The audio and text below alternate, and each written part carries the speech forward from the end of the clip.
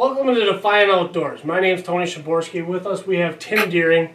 It's October 12th, 2017. We're here today to talk to you about a deer that Tim shot last year in 2016 that we named Bulldozer. After Tony shoots this Mr. 10, we call it, on October 20th, fast forward until mid-November, we didn't have any bucks on camera. And then all of a sudden this big deer shows up that we end up naming Bulldozer because he's huge. And he's just not, he's pushing around all these other smaller bucks, these does. He's a big deer. And we don't get him until around rifle season on camera. And we go up north, and we just shoot a couple does, nothing big, no bucks. We come back down here and we start getting them on camera a lot more. He's following this doe. Down here they must have had a second rut. So they started following this doe. We had him pretty patterned for about a week, 2 weeks. And we knew he was starting to show up during the day. And we had him patterned pretty well in the afternoon. Not so much the mornings, but afternoons, somewhere between 3 and 5 p.m., he was showing up on a pretty regular basis. So we kind of figured that somebody was going to have to sit the stand. December 2nd rolls around, and we decide that it's about time to get in the stand. We got him patterned pretty well, so me and Tim get our stuff together, get over to the spot pretty early. It was about 2 p.m. I'm sitting in the stand, and we know the doe and the fawn are out at about 40, 50 yards. They know we're in the stand already. So we're like, oh well. And then all of a sudden I get this glimpse of this buck coming out of these tall cattails. I mean, it's huge. And I'm like, it's the biggest buck I've ever seen. And I'm like, Tony, there's this buck. And he turns and he sees the glimpse and he gets in this this thicket. And we're like, oh. And he's like, I don't know what it was, but I got a little bit of it in camera. It's big. And I'm like, oh, I bet it's big. And he's like, just calm down. And I was like, okay. All of a sudden, he comes through and he passes through this bush. And I'm like, it's him. And you're like, I know, but he's far away. I was like, it's him. And then all of a sudden, these leaves come off this bush to the left of us, and he's probably at 40 yards now, bedded down, and he's looking at this doe that's looking at us, which is the same one that busted us the same earlier that day. And she knew we were in the stand, so she wasn't coming closer, and he wasn't coming closer. And then once dark hit, he went into the cattails with the doe. The doe and the fawn ended up walking off, and he never saw him again that night. So. And then we snuck out of the stand. We have to get back out in the morning. We just saw him the night before, December 2nd. So we get out in the stand. This is the first time that we've sat this property in the AM. And it was an awesome morning. We saw a ton of deer. For at least our spot, 11 different deer. We had number bucks and little forkers sparring a little bit. There was does walking through. All over the place. So we were pumped, but at the same time, no sighting of Bulldozer. Right. So we're like, what the heck? All right, it's cold. It's upper 30s, lower 40s. We get out at noon because we're like, let's get out, let's warm up, let's eat something. Because we knew, we're like, let's sit the whole night, let's get out early. So we get home by about noon, we eat something, we get back in the stand by 1 o'clock. And a little after 2 o'clock rolls around, I'm standing northways basically. I'm standing this way in a stand. And Tony's above me, facing this way, and he ends up trying to talk to me, but I didn't hear him. So he ends up tapping me in the head. I whispered to him. I said, all right, get up, get your bow, get ready, Tim. And he doesn't move. And I'm like, I didn't hear him. Maybe he's being cautious. There's a deer coming through. He's not going to move. Nope. A little while later, I say, Timmy, get up, get your bow, and get ready. And the deer's coming. And he literally taps me in the head, and he says, get up, stand up, turn right. So that's what I do. I get up, turn right, and I'm looking for a doe. Because Bulldozer's been on a doe for 2 weeks on trail cameras on this calendar we have. And I'm like, all right, where's this doe? Where's this doe? All of a sudden, I see a rack. And I'm like, oh my God. It's huge. And so I'm like, okay.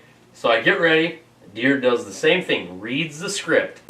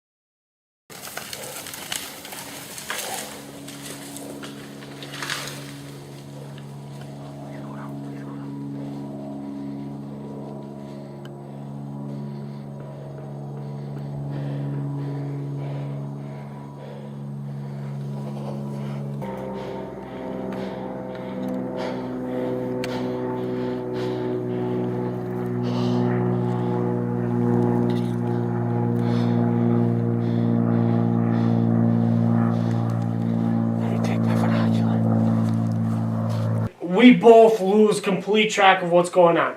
So my camera work is shoddy at best. Yeah. And Tim turns around, looks up at me in the stand, and he goes, "Did you go down? Was it low?" He's just in shock. I was He's frozen. got this dumbfounded look on his face, and I don't blame him. Shooting this monster deer. I'm like, we just gotta calm down. We gotta just reassess the situation and see what we got going on here. So after all of that, after he pushed me down to the stand, I was like, and we looked and we're like, well, we can't see the deer from here. We're like, what do we do? And we're like, well, let's get out. So we backed out of the stand, got to the car, got home. I walk in the door. I'm first. And my brother Nick is standing there. He's like, "Oh, did you shoot him?" And I'm like, "No, man, it was just cold out." Now, keep in mind, on the way back, I'm telling Tim, do we not tell Nick or do we tell Nick? Like, it's exciting. And we decide that we're going to try to pull one over on him. So I said, "No, it was just cold out." And he's like, "No, you're lying to me. It's not cold out. You wouldn't. We know that he comes on this day every single 2 days. You should be in the stand. You need to be in the stand. Go back in the stand." And I'm like, "No, man, it was really cold." Well, then you walk in. Well, I walked in. My case was already in the house. And I tried to sneak my bow in the case, and my quiver was sitting on there. He's like, "Wait a minute. You have a 3-arrow quiver, and there's only 2 arrows. So, you shot at something." And I was like, "No. No. I didn't." And he's like, "You're lying." And I'm like, he knows that the only deer on that property that we were going to shoot at is bulldozer. right. So So we were caught. So he's like, "You shot a bulldozer." I was like, "Yes. Yes, I did." So we decided we're going to look at the footage. So we get the computer out, we look at the footage, because we're still a little bit concerned that it could have been Very a low low shot. Yeah, it looked really low from the stand. I was really worried on it. And once we got back and we were looking at the footage on camera, we're like, all right, it's low. I don't think it's low where we're going to not find him. Right. But it's low enough where I'll give him some time. There's no reason that anybody doesn't need to give a deer time. Right. So we ended up actually giving this deer 3 hours when really we really didn't have to. The worst 3 hours, agonizing long hours of your life. Yes. Get back to the property, we find the point of impact. Yep. And there's blood. There's a little bit of blood. And so we're positive. Yep. So I was like, "Oh, I definitely hit the deer," even though the camera said I hit deer, but like I wanted to make sure. So we start walking, and I get to this little brush pile, and I was like, "Oh my God, I lost blood."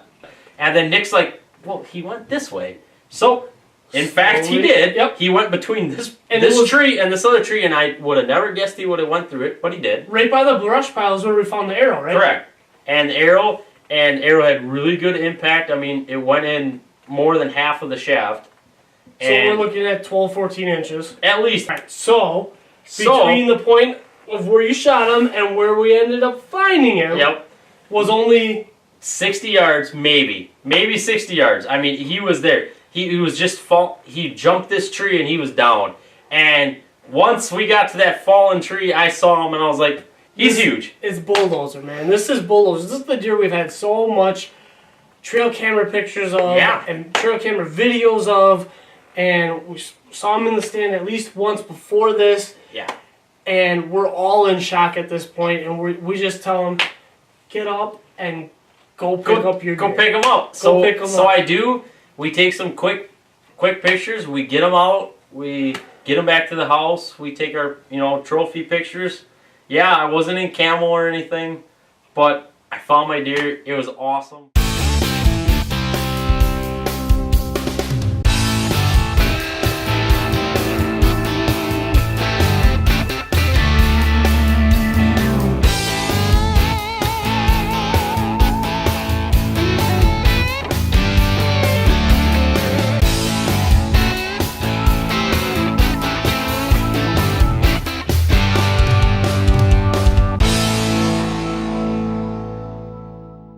After it's all said and done, I found my buck, my biggest one to date. I ended up signing up for the big buck contest at Whale Tails Archery in Dousman, Wisconsin. If you guys never been there, it's an awesome archery range. You guys should go there. End of January came around. I brought the rack in, ended up getting officially scored at 163 and an eighth, and yeah, well, I ended up winning.